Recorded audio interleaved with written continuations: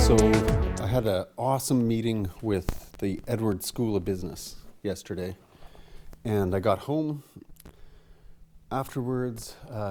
My friend Sylvia was here, and Monique and I sat down and had a nice little barbecue, and we decided to watch this movie. So we watched a movie called Nonnas, and it's directed by Stephen Chbosky. You might remember this guy from a movie called The Perks of a Wallflower. Now, this is an interesting movie because it's about this guy that loses his mom, and the movie's about this guy, Vince Vaughn, that loses his mom and opens up this restaurant with all these Nonnas. So like grandmas are cooking all this old Italian food. And I mean, you can find the plot to this thing and other reviews pretty easily. So I won't bore you with all those details. But what I found kind of interesting about this movie is as we're watching it, we decided to take a quick break. So we go out on the deck, and Sylvia asks me, what do you think about the movie? And I don't know, we're about 15, 20 minutes into it, and I was surprisingly, because this isn't normally my type of movie, but I was really into it. I found it really emotional and just a kind of, I don't want to say a feel-good movie because it's a feel-good, feel-bad. It's a feely kind of movie. There's a lot of emotion happening in this, but she wasn't feeling it in the same way that I was, and I thought, well, that's interesting because I made the conclusion that it's because I lost my mom, and I could relate to this movie at that level because it's kind of like the weird things that happen when you're grieving, the decisions you make, the mortality you face, the ideas that I'm not just gonna work and die anymore. I'm gonna do something with myself. And what this guy decides to do is create this restaurant.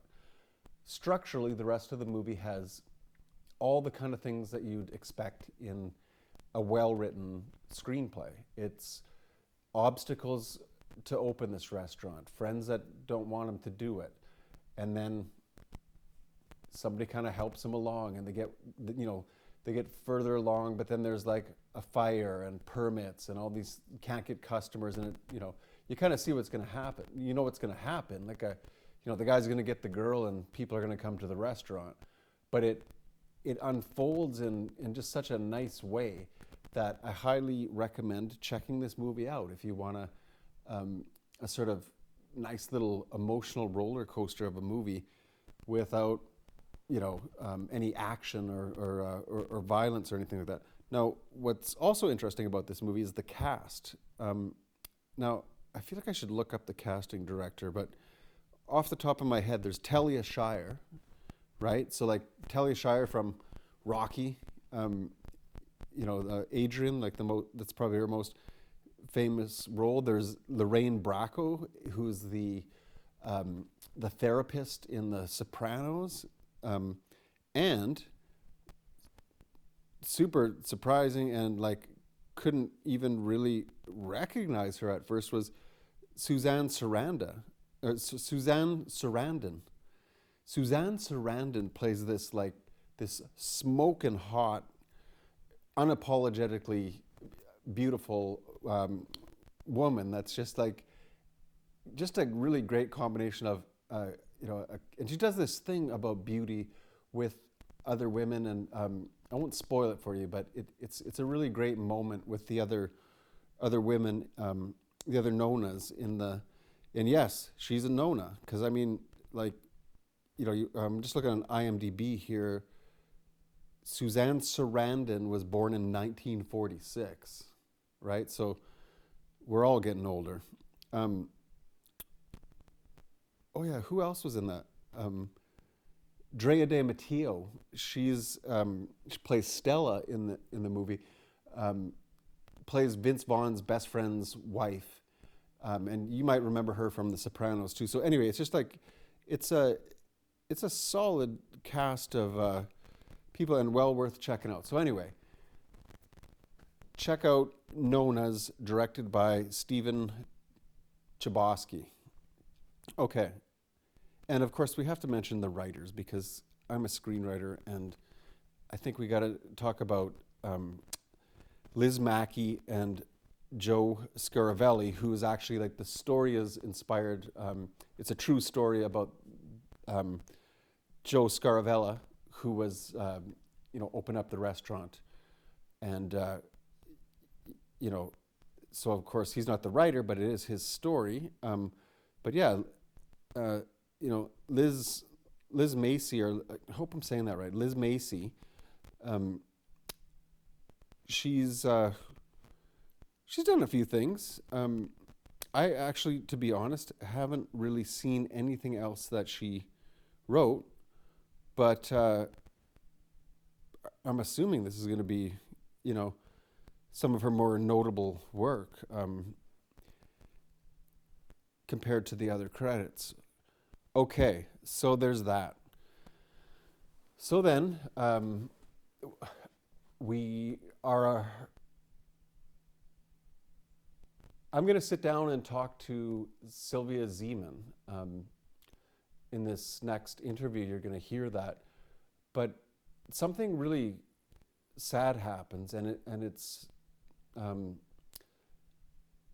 while we're on the topic of grief, this tragic event occurred during the interview.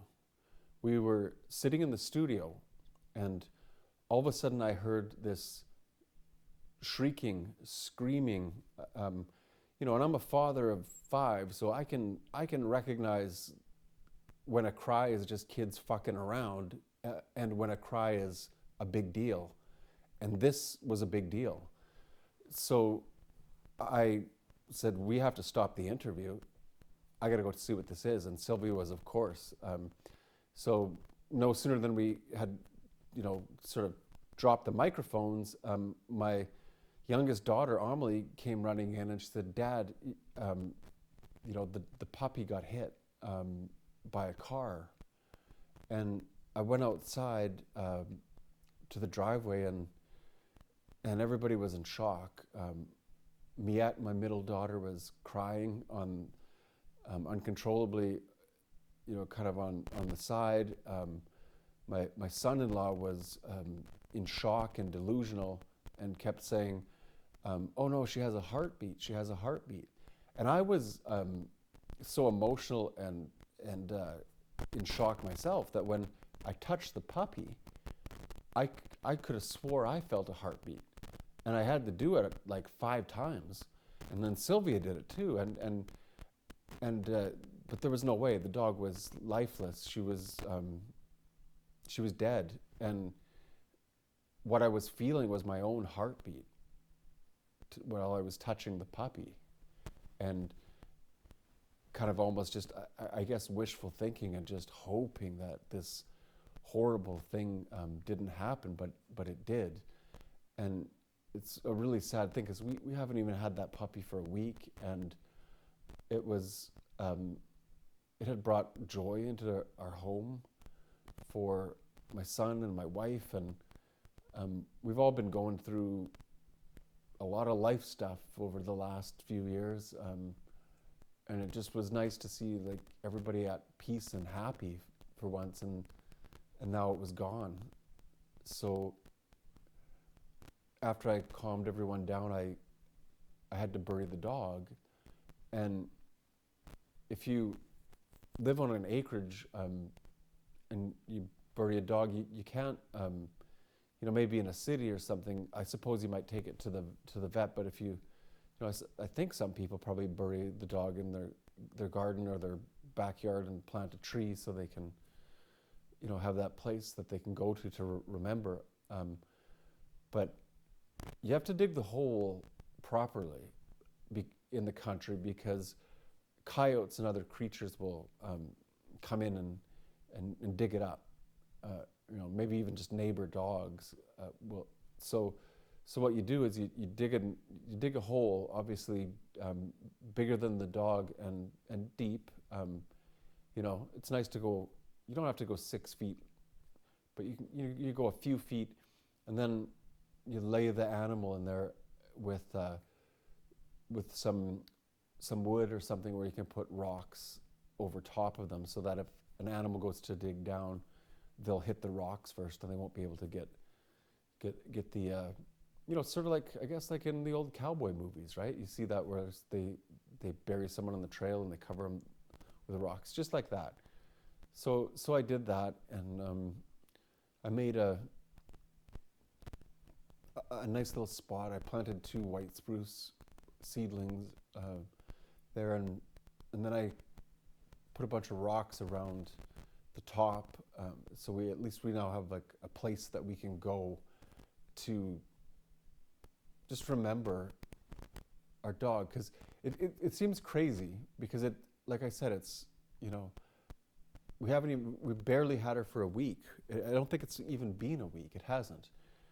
And yet I have all these memories already of bonding with this little puppy that just accidentally, unfortunately, was killed and just died way too soon. So I don't want to leave you on a sad note, so I thought I would say this part of what's on my mind before I started the interview, and then I will add that I'm gonna let you. I'm going to play the whole interview up until that point, but because it was cut short, Sylvia will come back and we'll do another better interview. But I hope you enjoy it. She's got some interesting things to say about being an artist and starting out as an artist, and kind of what it took her to chart that territory.